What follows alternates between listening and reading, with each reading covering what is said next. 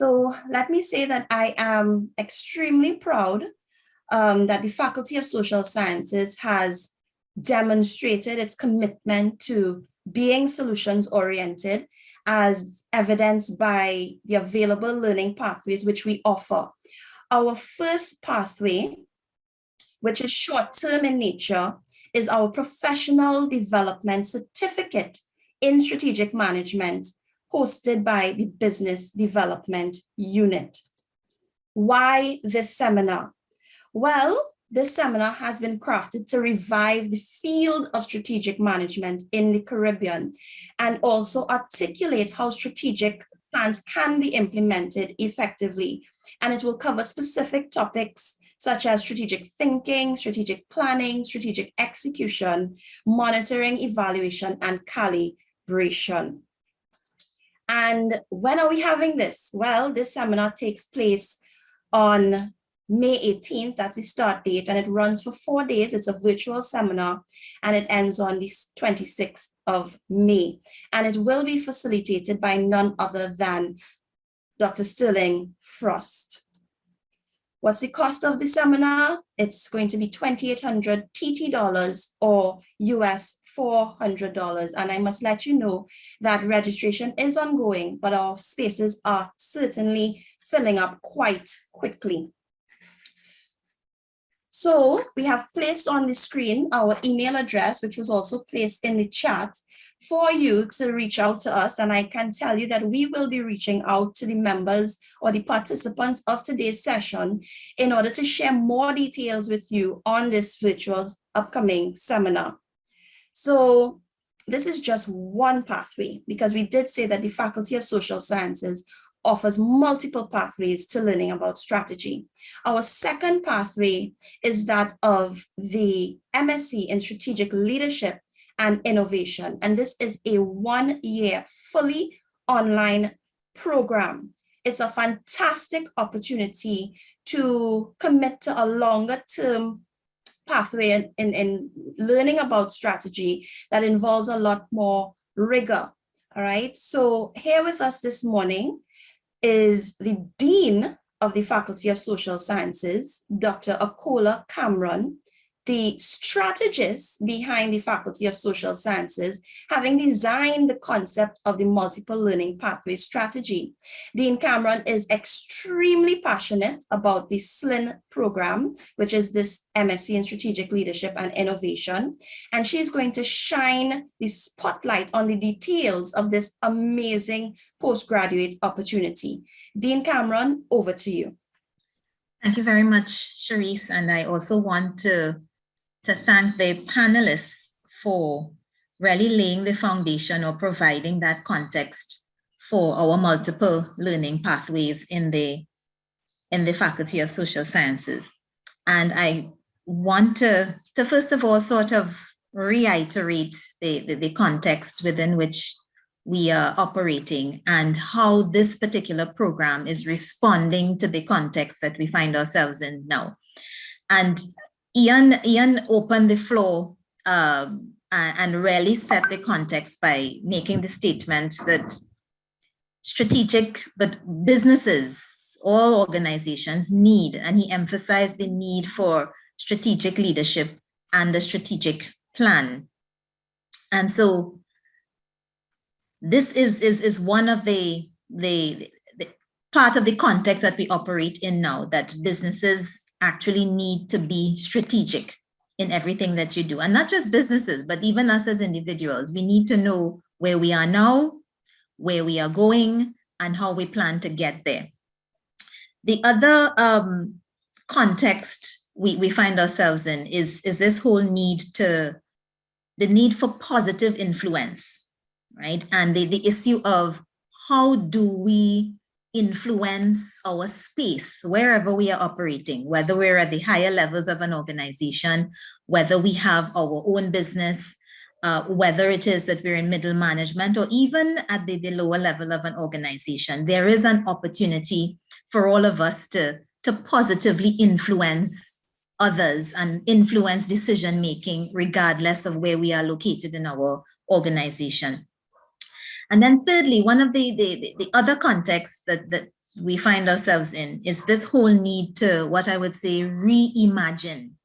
And this came out very clearly in the panel discussion this morning, where we were talking about that whole need for diversification, looking at different ways of introducing different types of industries and so forth. So there is a need for us to reimagine, do things differently in response to a season of change.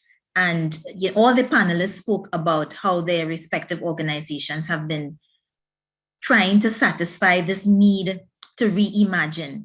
So this is the context we find ourselves in: a need to be strategic, a need for positive influence, and then of course a need to reimagine, do things differently.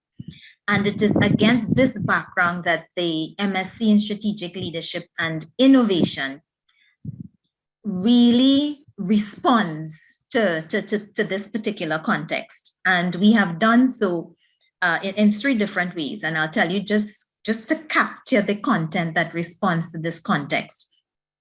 We have engaged in our program the use of strategic decision-making tools. And that's a core part of the program, where the participant walks away with a toolkit of strategy, of decision-making tools that you can employ at the personal level, at the business level, if you're in an organization, as well as if you own your own business. So strategic tools as a core part of the program. We also have responded to the context by ensuring that you have been exposed, that participants are exposed to a series of leadership styles. And what we encourage the participants to do is to reflect on, what do you want your leadership style to be? How do you want to influence others? And so we have built into the program that level of reflection and projecting forward by way of developing your own personal leadership portfolio, which is a tool that you can now use for your personal development as a leader. And then thirdly, we have provided participants with the opportunity to reimagine in this course, in this program, through the completion of a capstone project. It's not a thesis. It's really called, it's a capstone where you look for opportunities within an organization, and where you actually create an innovation project, or come up with innovative ideas, do things differently within the organization. So those are the three components of the program, right? Decision-making tools, leadership portfolio, and then of course this capstone project. And so we have responded to the context that we're operating in and the needs in the marketplace through this program.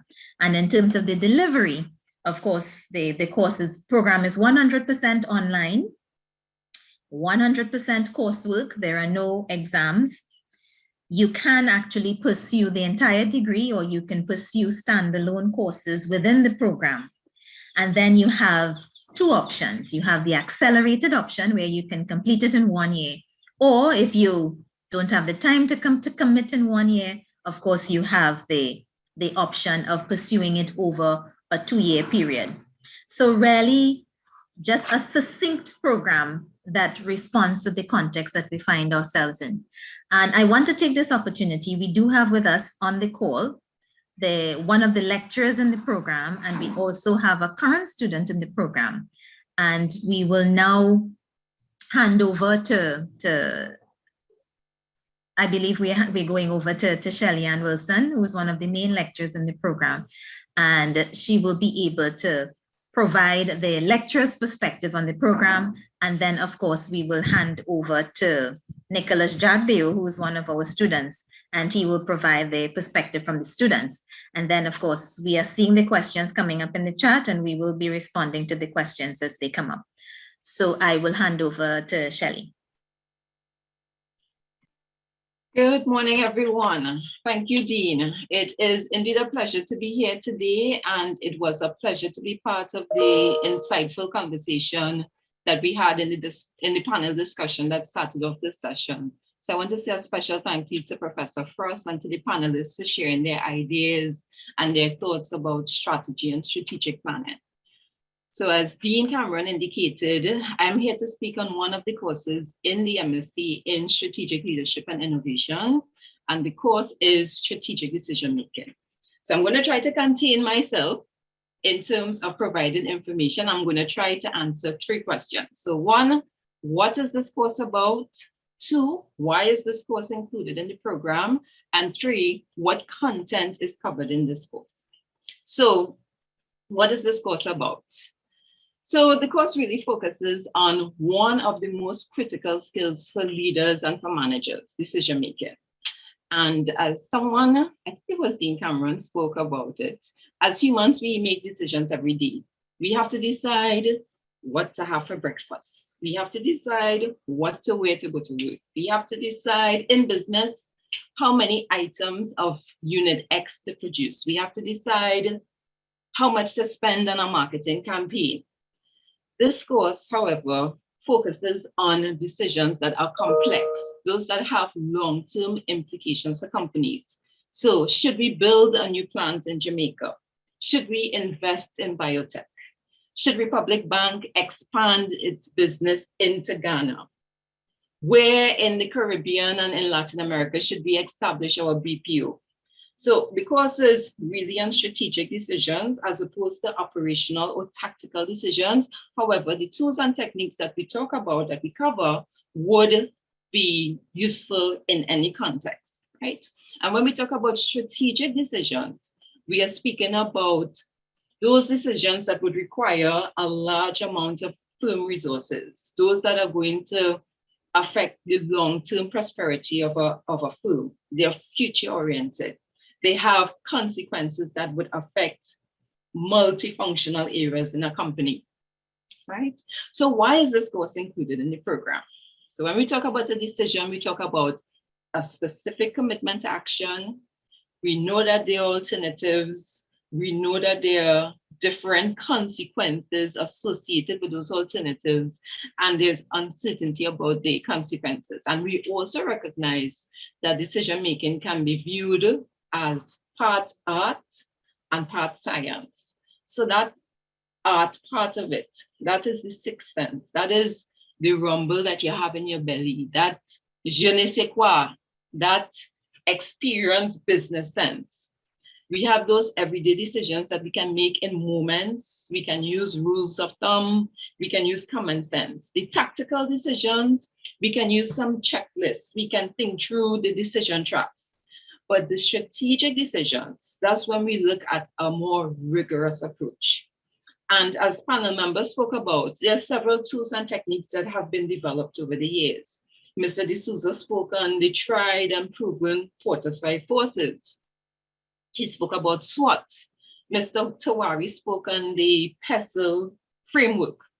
We have decision theory. We have the formalized decision-making process where we go through setting the objective, searching for the alternatives, evaluating the alternatives, making the choice, implementing the choice, and assessing the choice. And very importantly, in this course, we focus on decision quality. So we really get into the elements of decision quality. We consider the decision maker and that commitment to action, the decision frame. We look at how do we identify the alternatives from which to choose. We have to think through the preferences or the values that we have in an organization and among the decision makers. We have to think about the information we need to evaluate our alternatives. And then there must be some logic or some logical reasoning that we use in order to go through our evaluation and then selection of the alternative. In terms of the content that we cover in this course, we go through strategic management, strategic planning, we get into the strategic decision-making process, we speak about problem solving, we speak about decision-making challenges, we get, as Dean Cameron spoke about, we get into the decision-making tools and techniques. So we go into decision trees, sensitivity analysis, scenario planning, system dynamics. We look at ethical decision-making and we look at how do you evaluate the quality in decision making. So in a nutshell, I try to capture some of the main points in the course. And I know that I am supposed to now send it across to Nicholas, who was one of the students in the course. It was a semester one course. So Nicholas Jagdeo would be able perhaps to speak a bit more about the course and what he learned from the course. So thank you very much. And I'm going to pass it over to Nicholas. Thank you so much, Dr. Wilson. Thank you for being my teacher, my lecturer. Hello, everyone. My name is Nicholas Jagdeo. I just want to say thanks to the panel. Thanks to Dr. Pramel Hutton, Dr. Rambokas, to the Dean Lewis Cameron, and of course to Dr. Wilson and Dr. Frost, who were both lecturers in my program. So I think I'll give you a little background about me. And my decision-making process into going into this program. Why do any master's program, right? To me, it's a decision to refine your knowledge, and education should never be static. We should always look for ways to grow. I had worked at a startup in Tel Aviv for 3 or 4 years, and then I moved back to Trinidad, and I wanted to open my own business. And I saw a program at Arthur Lock Jack that was being offered, which was a master's in international business, which I did and completed, and it was an amazing experience. But after I graduated, I started to think about what next. And the same day that UWI conferred my degree upon me, I came across this SLIN program, Strategic Leadership and Innovation. And I believe in science, and it just seemed like an amazing program. And it complemented what I had learned in my Masters of International Business, because my Masters of International Business did not really focus on strategy or leadership. It was more of a management degree. So we looked at international trade, economics, international finance, the international business environment, but I really wasn't cultivated as a leader. And when I saw the breakdown of this program, I knew that it was something that I really wanted to do. And so the same day that UWI gave me one degree, I reapplied to UWI for another master's. I think that the draw to this program, as I said, it was the focus on strategic decision making, which is what Dr. Wilson taught me last semester. And it was also that cultivation of leadership. Franca had spoken about the trust that you need in leaders. She said that high trust and medium performance could result in some really, really amazing situations, because not followers, I don't like to use that word, people who have to look up to leaders, we have to have that level of trust in them. That's something that was really, really inculcated in me in this program. I really learned about honing and developing my leadership skills. As Dr. Frost said in his discussion, and he also routinely says, he taught me in 2 courses actually at Lockjack and here, he always talks about changing our behaviors and being accountable. And that's something that really hit home, not just in his course, but throughout this entire program.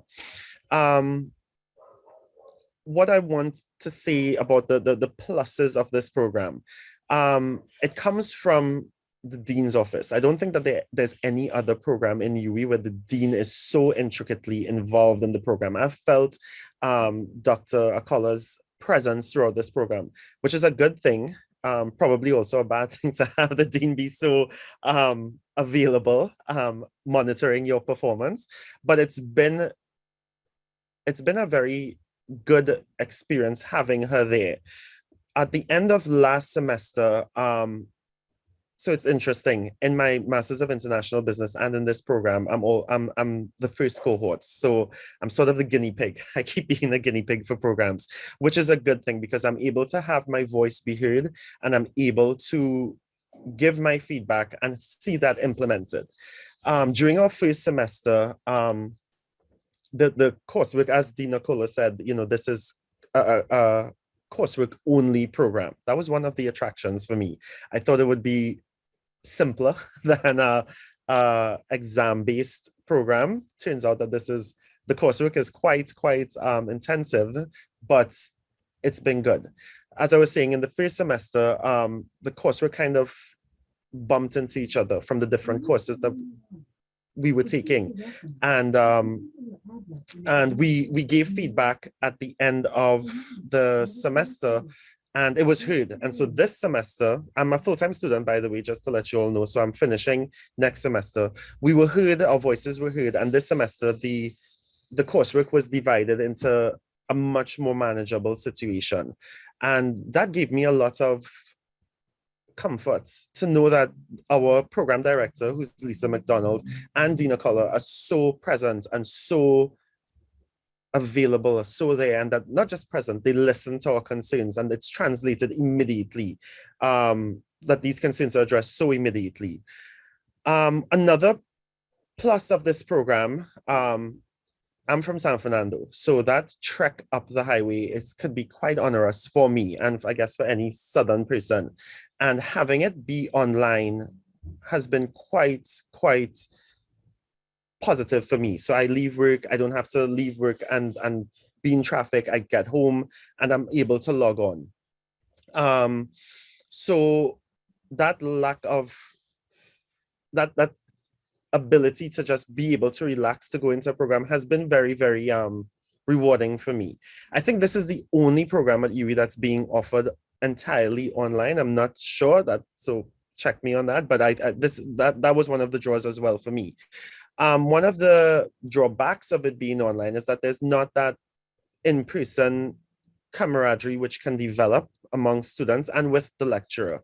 But I have a really good comparison because I had Dr. Frost in person for my LockJack degree, and I had him online for this degree. And I will tell you that he has been exactly the same in both courses. He's quite a demanding lecturer in a good way. And he's been the same. He's been available. He's been there. And not just Dr. Frost, all of the lecturers are so available. And I don't know, I read an article a couple days ago which said that long distance relationships are oftentimes better than in-person relationships. And I'm comparing that, my in-person degree, to this long distance degree. And I think that we were able to develop much more deeper relationships with lecturers and with each other, because we're forced into a unique situation of long distanceness. And so I would email, I have an ongoing conversation with one of my lecturers, who is Dr. Charlene Roach, who was our lecturer in leadership. And she and I have been having these discussions about leadership across the spectrum, with the invasion of the Ukraine by Putin. And we were analyzing his leadership style, and that's one of the things that I don't think I had in my previous degree, because you are in person, you get all your questions answered in class and you move on. But in this sort of unique learning situation, you're forced to come out of your comfort zone and expand your ability to make relationships. So even with my peers, I've found an actual deeper closeness with some of my with some fellow cohort members, and that's been very interesting for me to reflect upon the two experiences. As Dr. Wilson said, her course focused on strategic decision making, but there's also courses on entrepreneurial leadership, which is taught by Dr. Ramkisum Babwa. Coming up, we have a course on innovation, which is in a couple of weeks for me, which is the last semester. And one of the main draws for me was the capstone, as Dean Akola spoke about. So I found that this capstone was a major draw for me. I saved the best for last, right? Because it's very practical. As I said at the beginning, I have a business idea, and they allowed me to use my business idea as my research project for this capstone. It's so practical for me, because I had pitched that to my previous degree, and I don't think UWI would have allowed it at that point in time. But given all the changes that have happened in the world, and given that Dean Akola is directly involved in the construction and the maintenance of this degree, it's a very practical thing. It was something that really pulled me in. I don't know if I ever said that before to any of the lecturers, but that was one of my main draws to this program, is that I was able to use something that would have, not that any research project is not practical, but this would directly benefit me in the future.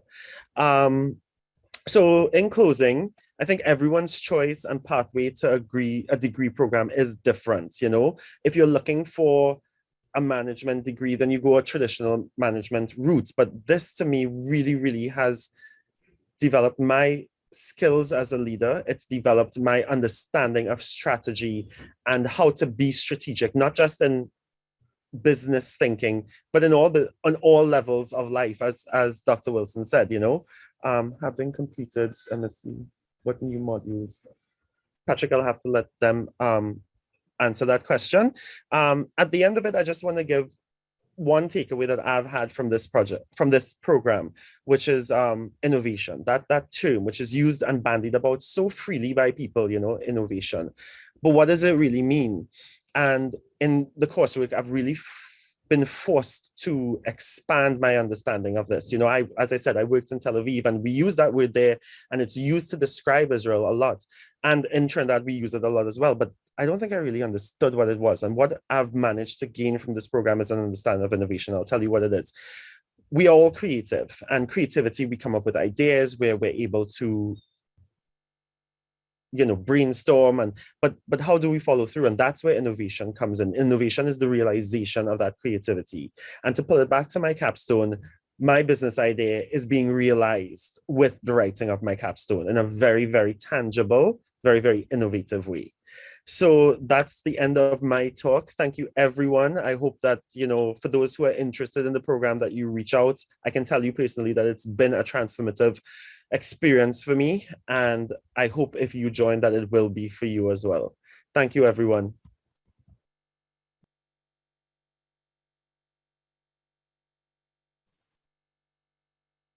Thank you so much, Nicholas. We really appreciate that very comprehensive experience that you would have shared with us. Your journey is a remarkable one, especially moving from one master's to the next. I don't think there are many people who can actually say that they would have done that. So kudos to you on making that move. I want to now open up the floor to any questions that persons may have as it relates to the SLIN program, as well as the professional development certificate in strategic management, which we have coming on stream on May 18th. So the floor is now open to ask questions. You can put on your mic. You can even put your camera on if you so desire for us to see you and to meet with you at this time. So we're having some questions being answered in the chat presently. One of those questions being, having completed the MSc in Strategic Leadership and Management, what new modules are in this program? And Lisa would have responded to Patrick saying that the SLIN program is basically a new program with the taught courses very different to the Strategic Leadership and Management program. There are 5 new courses and 2 heavily modified courses and the incorporation of a leadership portfolio. So you're seeing that the 2 programs are in fact distinct, and we invite you all to apply and to reach out to the faculty to learn more about the options available to you to strengthen your competency in strategy. Feel free to raise your hand to just probably speak on the mic. We are here. We are at your disposal to answer any questions that you may have. The raise hand option is there, and we are inviting you to speak. If we realize that there are no questions, we would wrap up the session and we would invite you again to send us email on this. The name of the program, SADIA or SADIA, is the Strategic Leadership and Innovation Masters Program. Shanil Chutu is asking, how different is this program from doing an MBA? I don't know who would like to take this question at this time from on our panel.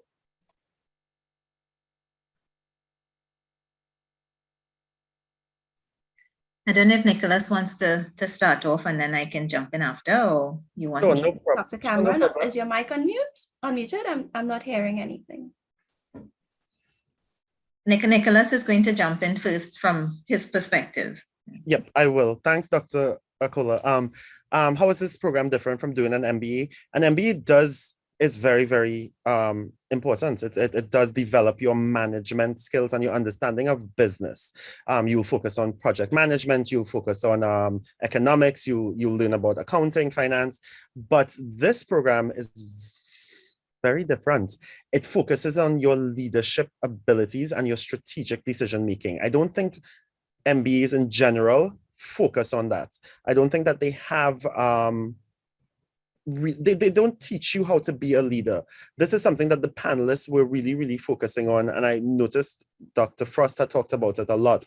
It's that development of leadership styles and leadership skills, which isn't always taught in an MBA. Leaders are not, from what I've learned from this program, leaders are not born, they're made. We have to develop ourselves, and you can't just develop yourself by yourself and with your experiences. I mean, you can, of course, but it helps a lot to have people who have experiences and to be exposed to academic researchers on a topic like that. And I think that's how this program differentiates itself from an MBA.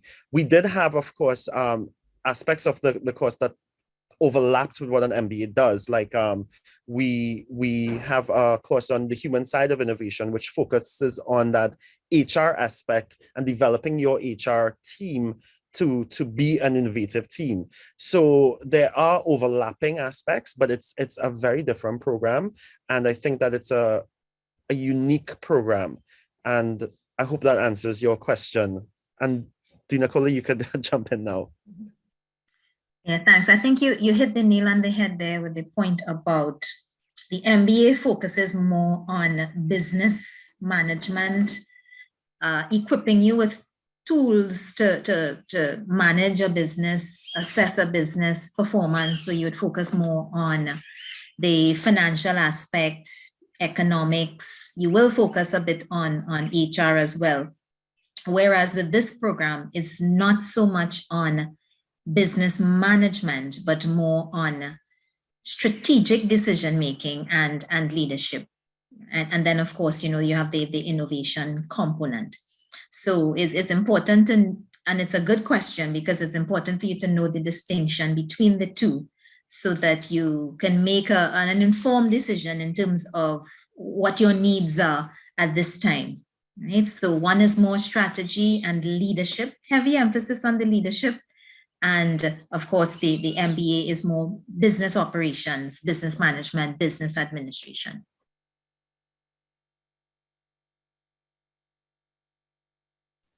All right, so if we have no more questions at this time, I now invite the Deputy Dean of Planning and Programming, Dr. Mina Rambokas, to do a wrap-up of today's session. Thank you very much, Dr. Pamela Hutton. It is really a very heartening for me to be here this morning to give the wrap-up vote of thanks.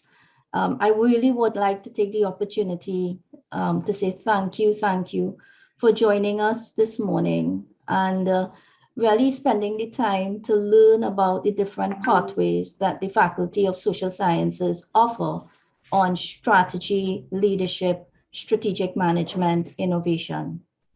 The Faculty of Social Sciences have built-in flexibility and transformation in our educational offerings. And I want to express my sincerest gratitude to our speakers who have so selflessly donated their time and their effort in speaking to us this morning about what strategic planning is and how they would have practiced it in their organization. From their discussions this morning, they have certainly highlighted to us how important strategic management and innovation is for the success of future businesses' activities, especially in today's disruptive environment.